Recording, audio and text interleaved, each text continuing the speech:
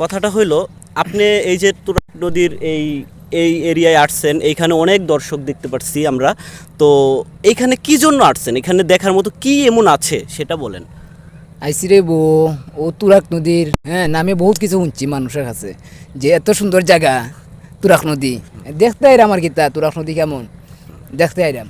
আর আইয়া দেখলাম কিতা ও নদীর মধ্যে কিছু খালা পানি আর কি, খালা পানি আর হয়েছে কিছু মাছ উঠে। ওগুলো এগুন বলে খাওয়া যায় না।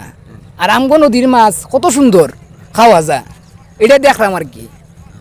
আচ্ছা, এইখানে যে এত পর্যটক আই কিতা যে দেখতে সুন্দর অনেক দেখরাই, ও আর কিছু না। আর দেখলাম অনেক ভালো লাগরাই, যে প্রাকৃতিক দৃশ্য দেখতে আনন্দ আলাদা আর কি। এইমাত্র আপনারা দেখতে পারলেন একজন সিলেটি মানুষের সাথে আমরা কথা বললাম, তার এই তুরাগ নদী সম্পর্কে প্রশংসা শুনতে পারলেন।